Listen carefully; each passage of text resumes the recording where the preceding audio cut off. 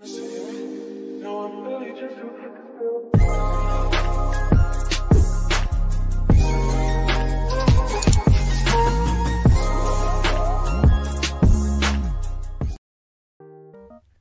3, Summative Test Number 1. Edukasyon sa pagpapakatao, Summative Test Number 1. Edukasyon sa pagpapakatao, Third Quarter, Summative Test Number 1. A.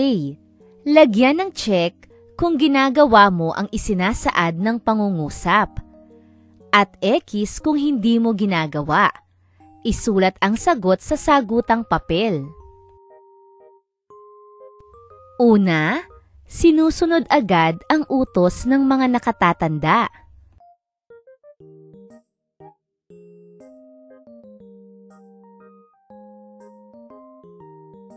Ikalawa, umuuwi agad pagkalabas ng paaralan.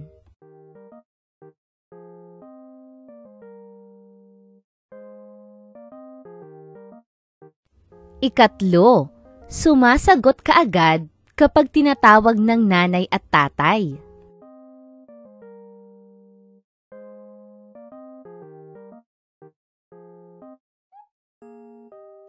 Ikaapat, kailangan pang bigyan ng pera kapag ginawa ang bilin ng mga magulang.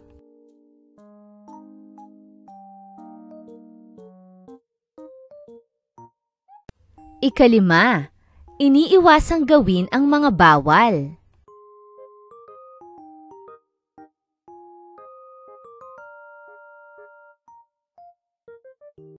B. Isulat ang letrang D kung ang pangungusap ay nagpapakita na ito ay dapat gawin, at HD kung hindi dapat gawin.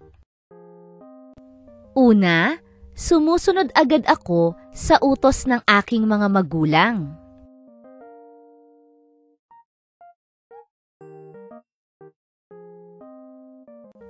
Ikalawa, sinasabi ko sa aking mga magulang na iba na lang ang utusan nila.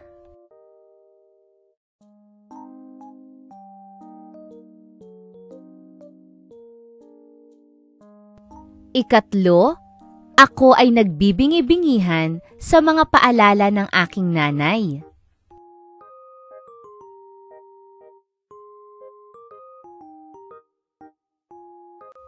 Ikaapat, umiiwas ako kapag alam kong mayroong ipag-uutos ang nanay.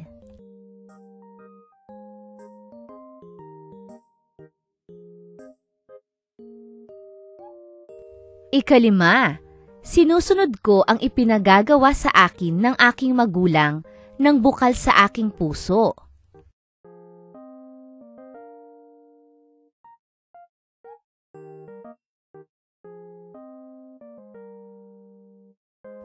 C. Iguhit ang tatsulok kung ang larawan ay nagpapakita ng pagiging masunurin at magalang sa magulang at nakatatanda, at bilog naman kung hindi. Una, Ben, halika na at magdilig na tayo ng mga halaman sa hardin. Sige po, ate.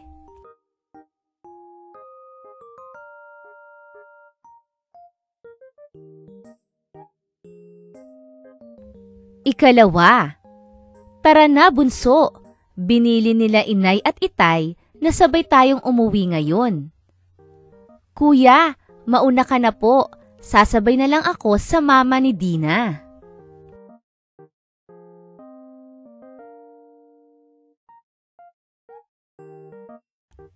Ikatlo, Inay, kami na po ni Ray ang magliligpit ng ating pinagkainan.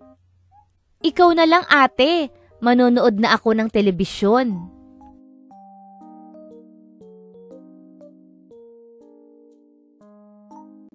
Ikaapat, Tin, pakibukas mo nga ang pinto. Sige po, ate.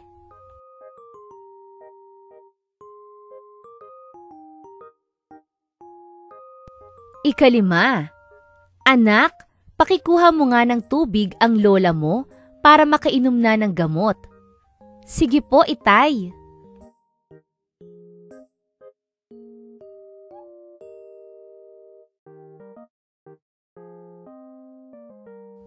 Araling Panlipunan, Summative Test Number 1. Araling Panlipunan, 3rd Quarter, Summative Test Number 1. A. Tukuyin kung anong bahagi ng paaralan ang tinutukoy sa pahayag. Isulat ang letra ng iyong sagot sa sagutang papel. Una, lugar kung saan nagbabasa at humihiram ng aklat. A. Kantina. B. Silid-aklatan. C. Palaruan.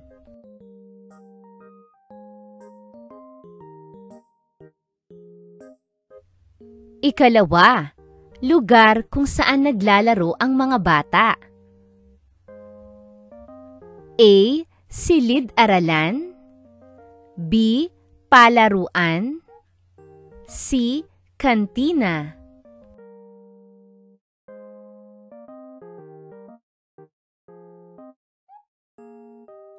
Ikatlo, lugar kung saan nagtuturo ang guro. A. Silid-aralan. B. Silid-aklatan. C. Klinika.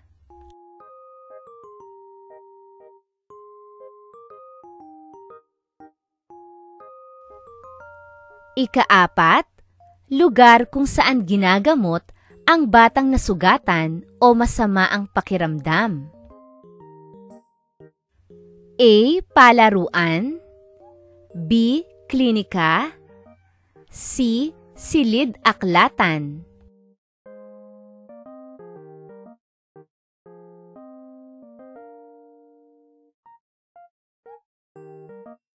Ikalima, lugar kung saan bumibili ng masasarap at masusustansyang pagkain.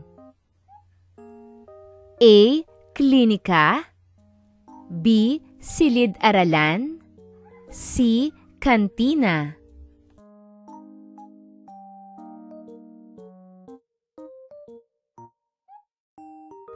B.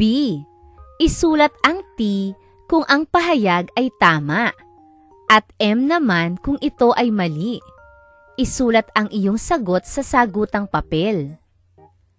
Una, maaari kang tumakbo at mag-ingay sa loob ng silid-aklatan.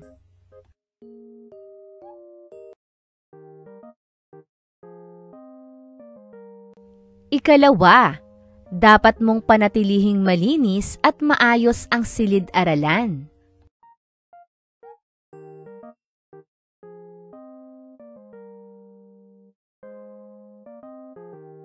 Ikatlo, makipagtulakan ka sa iyong kaklase para unahin kang pagbilhan sa kantina.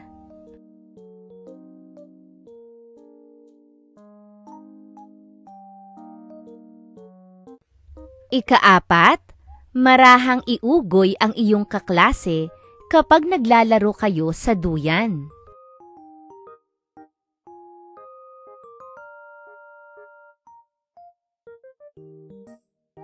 Ikalima, bago pumasok sa klinika, ipagpag ang sapatos o tsinelas.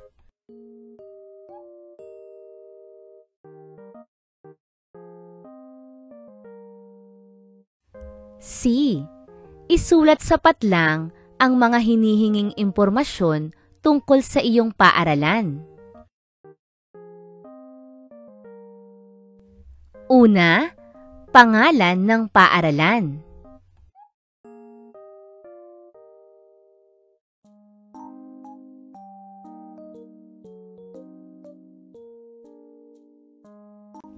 Ikalawa, pinagmulan ng pangalan nito.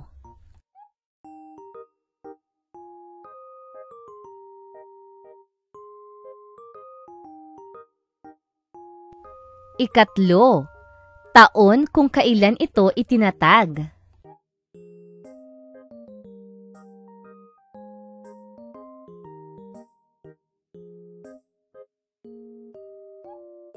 Ika-4, ilang taon na ang paaralan?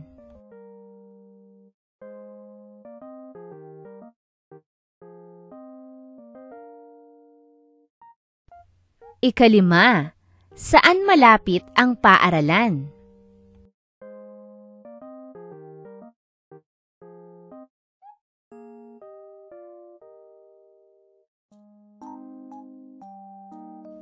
MTB-MLE Summative Test Number 1. Mother Tongue, 3rd Quarter, Summative Test Number 1. A. Basahin ang kwento upang masagutan ang mga katanungan. Bilugan ang letra ng tamang sagot. Ang tablet.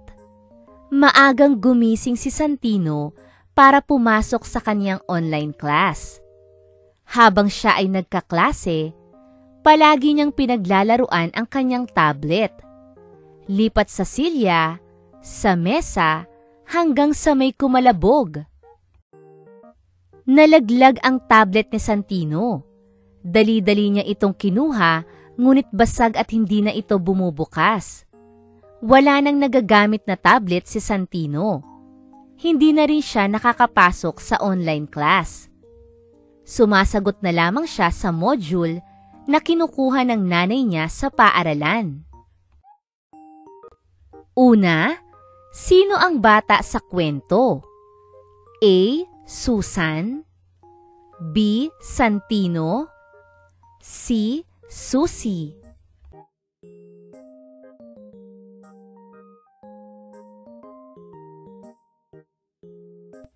Ikalawa, saan siya nag-aaral? A. Sa paaralan, B. Sa kapitbahay, C. Sa bahay.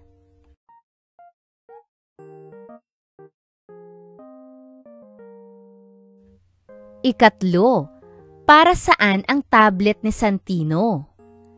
A. Para sa laro, B. Para sa online class, C. Para sa pagsusulat.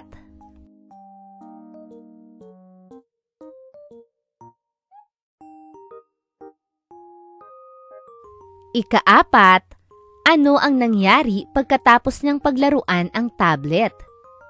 A. Nalaglag at nabasag, B. Nalaglag at nagbukas ulit, C. Nabasa ng tubig.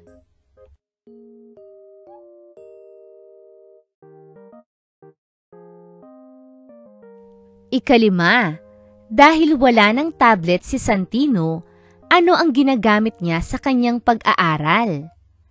A. Gumamit siya ng computer, B. Gumamit siya ng laptop, C. Gumamit siya ng module.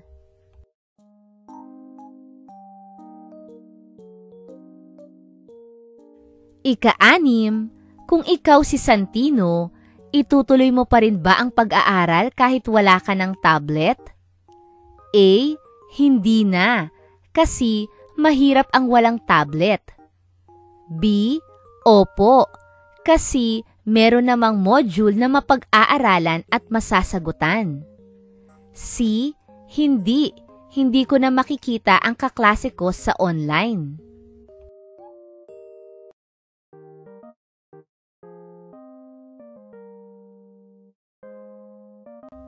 B. Tukuyin ang naisabihin ng larawang guhit. Isulat ang letra ng tamang sagot. Ika-7, A. Dito ang tamang tapunan ng basura. B. Dito ang tamang tawiran. C. Bawal magtapon ng basura.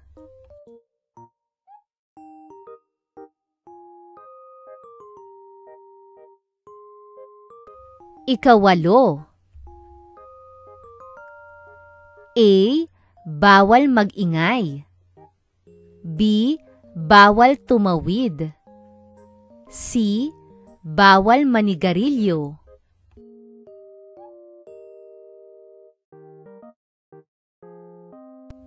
Ikasyam. A. Tamang tawiran. B. Palikuran. C. Bawal tumawid.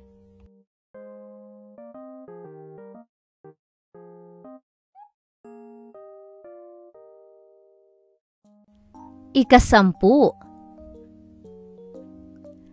A. Palikurang pambabae. B. Palikurang panlalaki. C. Palikurang pambabae at panlalaki.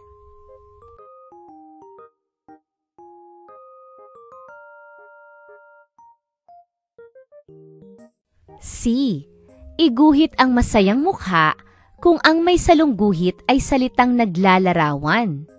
Lagyan naman ng malungkot na mukha kung hindi ito naglalarawan. Una, si Tommy ay naglalaro ng saranggola. Naglalaro.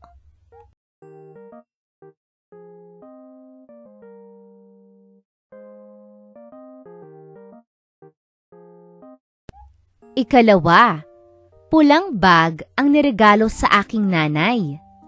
Pula.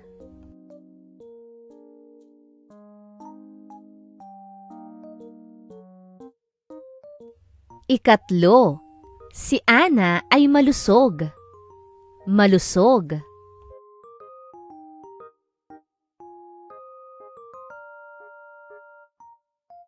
Ikaapat, malamig ang simoy ng hangin. Malamig.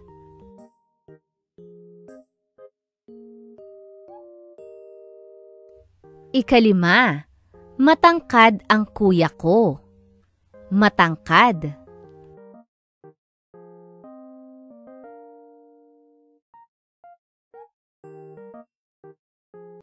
D.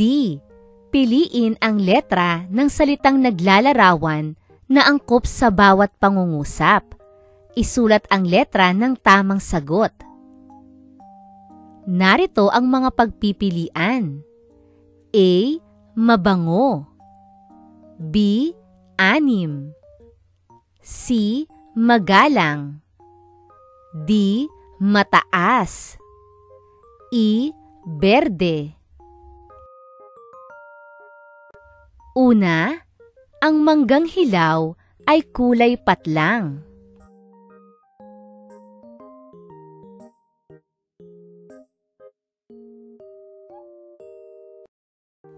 Ikalawa, dapat maging patlang sa nakatatanda.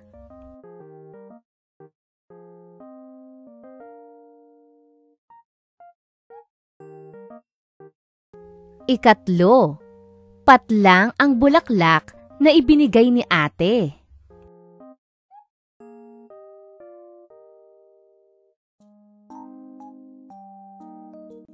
Ikaapat, umakyat si Ben sa patlang na puno.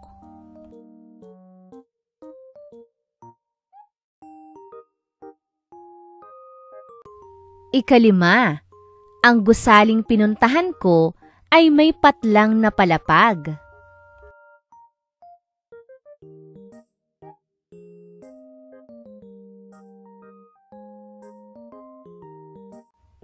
Mathematics Summative Test Number 1. Mathematics 3rd Quarter Summative Test Number 1. A. Isulat ang tamang equivalent expression ayon sa nakasaad sa larawan. Una,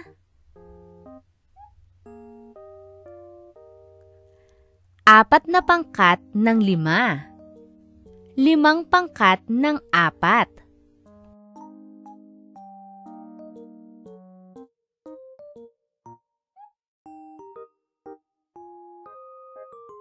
Ikalawa,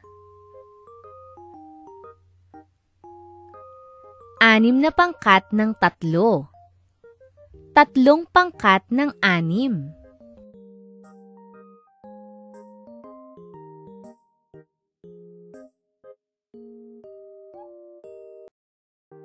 Ikatlo, 3 pangkat ng 6. 6 na pangkat ng 3.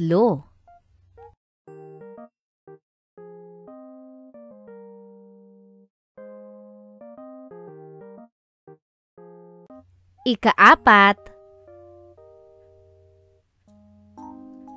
2 pangkat ng 5. 5 pangkat ng 2.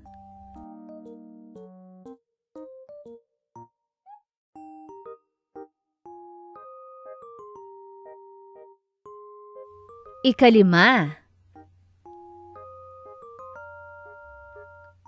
3 pangkat ng 5. 5 pangkat ng 3.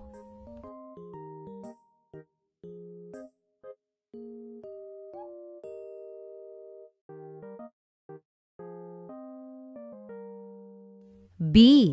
Isulat ang letra ng tamang sagot. Una,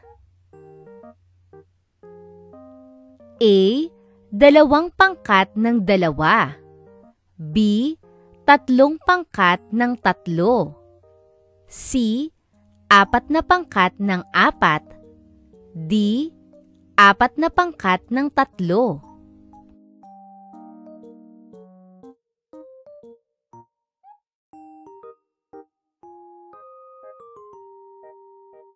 Ikalawa, A. 2 pangkat ng 3. B. 3 pangkat ng 2. C. 3 pangkat ng 4. D. 2 pangkat ng 5.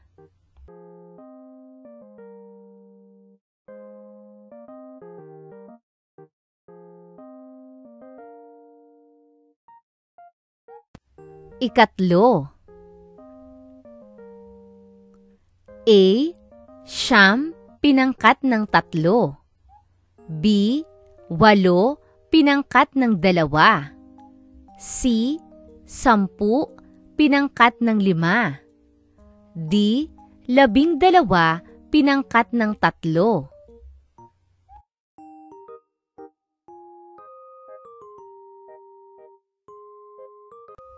Ika-4, A. 10 pinangkat ng 2. B. 8 pinangkat ng 4. C. 6 pinangkat ng 3. D. 4 pinangkat ng 2.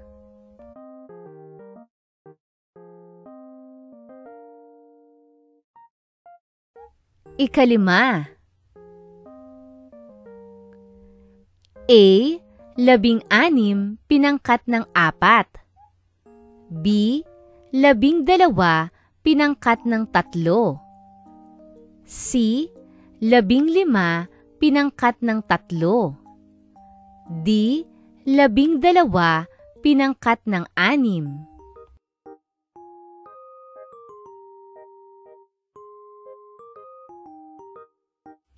C. Isulat kung kalahati o sangkapat ang mga ipinapakita ng mga sumusunod na larawan. Una,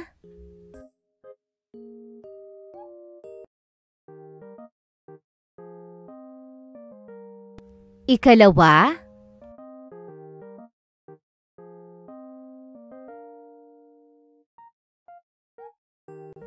ikatlo,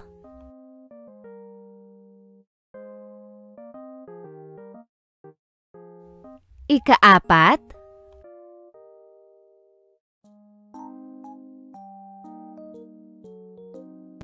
ika-5,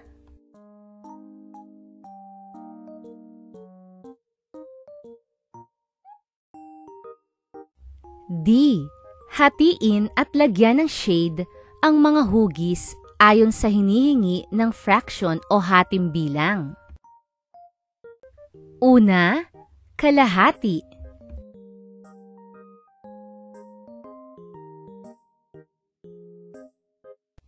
Ikalawa, sangkapat.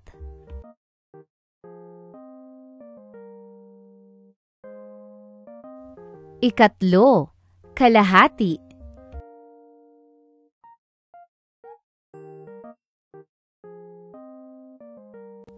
Ikaapat, sangkapat.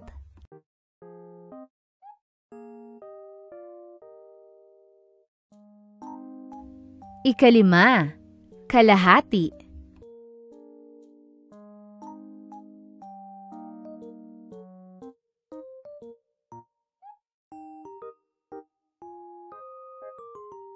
MAPE, summative test number 1. MAPE, third quarter, summative test number 1. A. Musika. Gumuhit ng masayang mukha kung ang tunog ng larawan ay kaaya-ayang pakinggan. Gumuhit naman ng malungkot na mukha kung ang tunog ng larawan ay maaaring masakit sa tainga. Una, pagputok ng bulkan.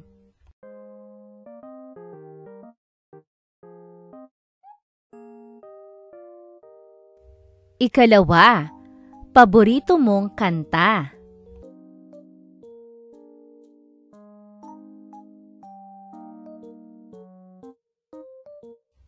Ikatlo, pagtugtog ng piano.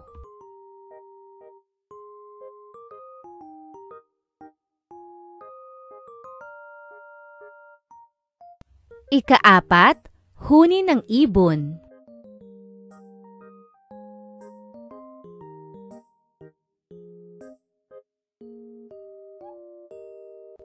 Ikalima, sirena ng bumbero.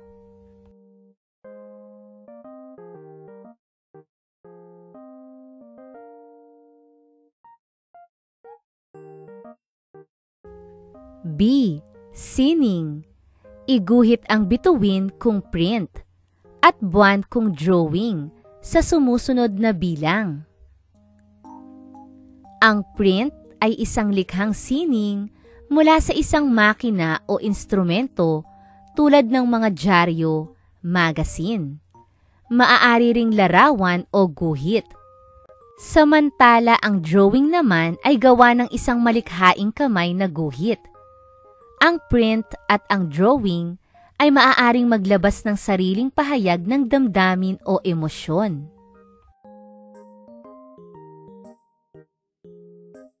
Una,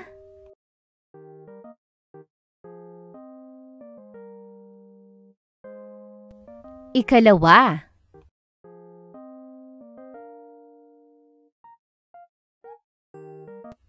ikatlo,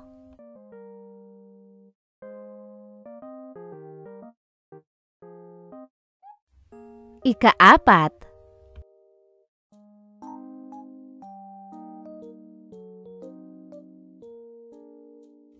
ikalima,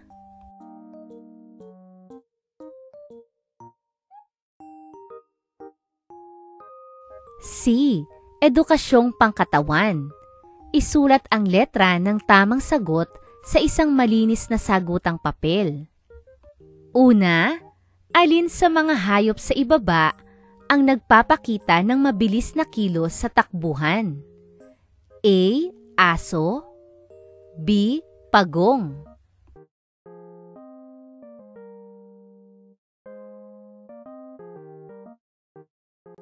Ikalawa, alin sa mga kilos sa ibaba ang nagpapakita ng mabagal na kilos? A. Pagmarcha sa pwesto. B. Pagtakbo sa pwesto.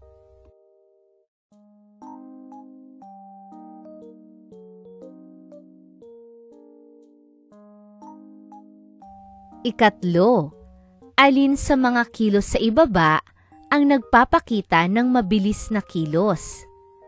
A. Pagtakbo. B. Pagkandirit.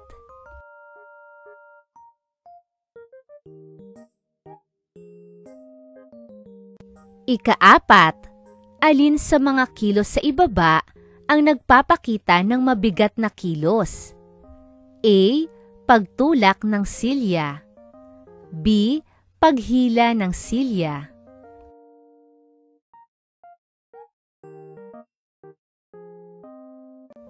Ikalima, alin sa mga kilos sa ibaba ang nagpapakita ng magaan na kilos? A. Nagbubuhat ng maraming aklat. B. Nagbubuhat ng isang aklat.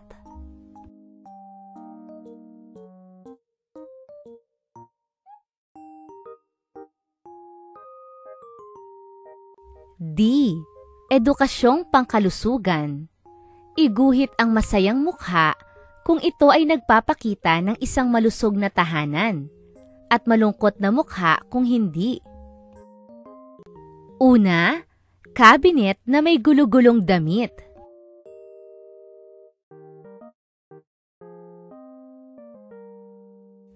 Ikalawa, may mga dumi at alikabok sa ilalim ng sofa.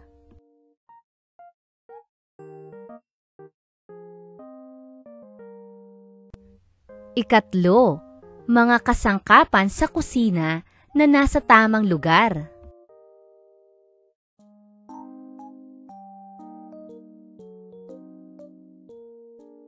Ikaapat, hindi nililigpit ang pinagkainan sa mesa.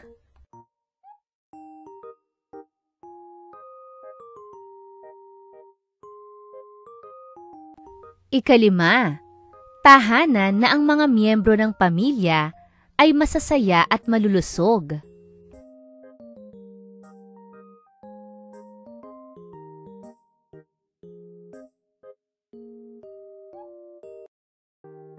Filipino Summative Test Number 1. Filipino 3rd Quarter Summative Test Number 1. A. Isulat ang wastong baybay ng larawan. Lagyan ang pangungusap ng wastong bantas. Isulat ang sagot sa sagutang papel. Una at ikalawa. Ang mangga ay matamis.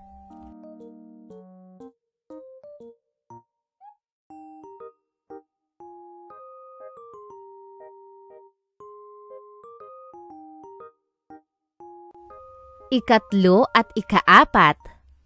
Namasyal ba kayo kahapon sa parke?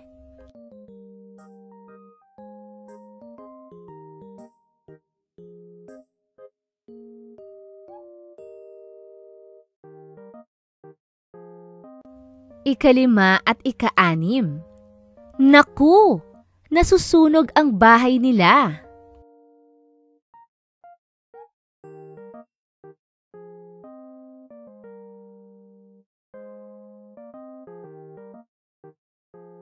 Ikapito at ikawalo. Binili ako ni nanay ng laruan, damit, at relo.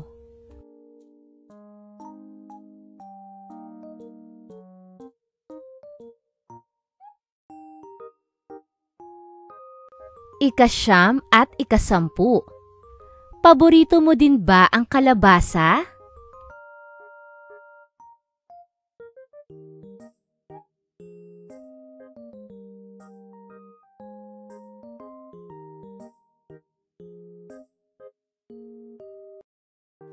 B.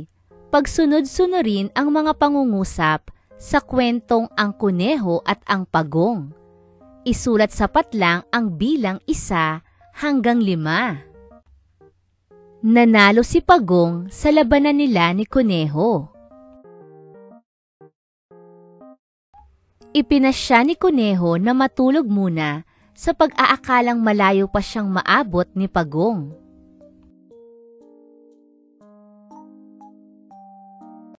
Hinamon ni Pagong si Kuneho na maglabanan sa karera ng pagtakbo. Maagang dumating sa paanan ng bundok ang maglalaban. Nagkasalubong sa daan ang Kuneho at ang Pagong.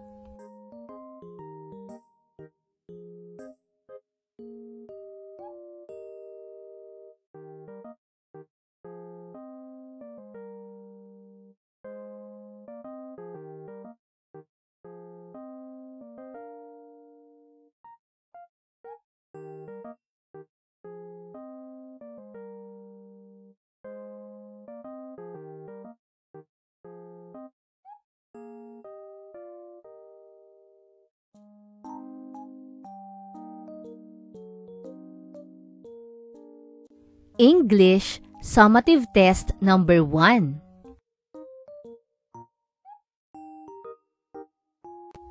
English Third Quarter Summative Test Number 1. A. Choose one picture that rhymes with the first one. Write your answer on the blank. 1. What word rhymes with map? Pig, bug, cap.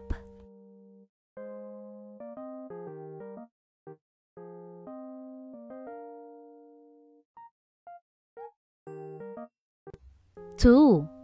What word rhymes with car? Nut, jar, dog.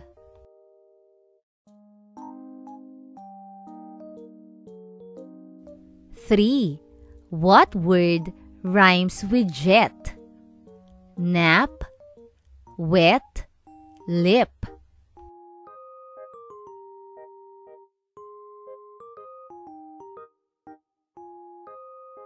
4. What word rhymes with mouse? Mat, house, pot.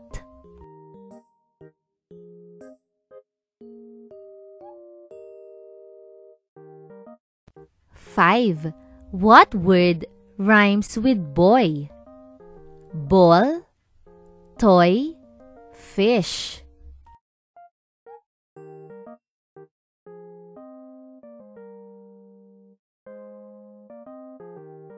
'B'. Identify the missing rhyming word for each nursery rhyme below. Select from the given choices. Write the letter of the correct answer. 1. Hey diddle diddle, the cat and the blank. A. Fiddle, B. Dog.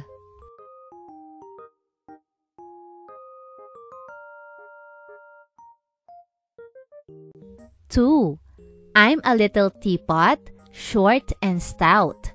Here is my handle, here is my blank. A. Shout, B. Spout.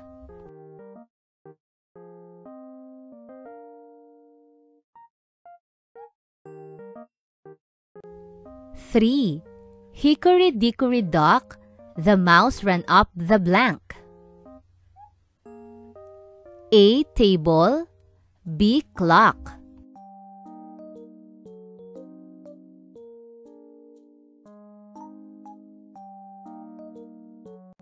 4. Ba, black sheep, have you any wool? Yes, sir, 3 bags blank. A. Full, B. Empty.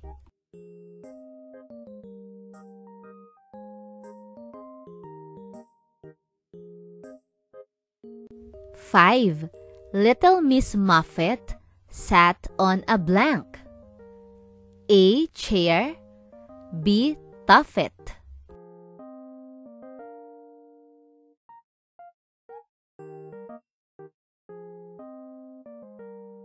'C'.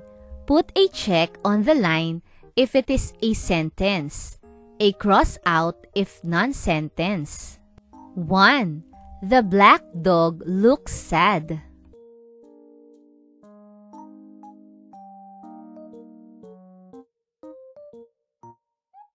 2. Milk is good for our body.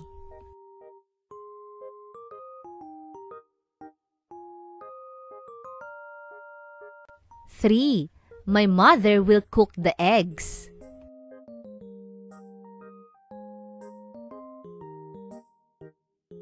4. 3 hot green chilies.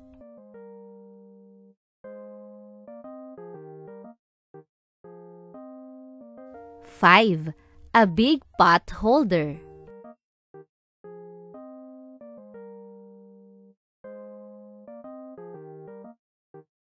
'D'. Study the story and answer the questions below. Spot by Edita C. Liena. Ken has a pet. Its name is Spot. It likes to climb, sit, and run. Ken feeds his pet. He loves his cute puppy.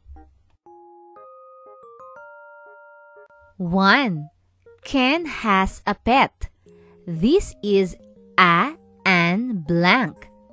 A. Non-sentence. B. Telling sentence. C. Asking sentence.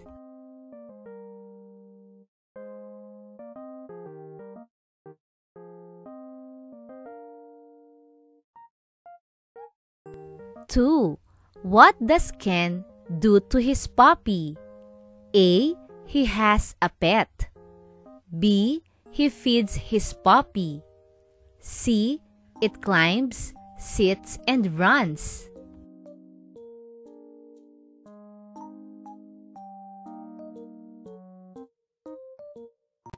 3. Who has a pet dog?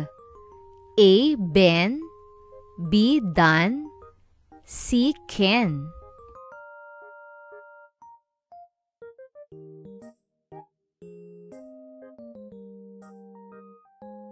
4. Look back at the sentences. Which is a non-sentence? A. A white puppy. B. Ken has a pet. C. He loves his cute puppy.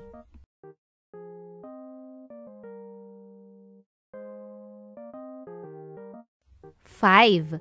Which one is a sentence? A. Cute puppy.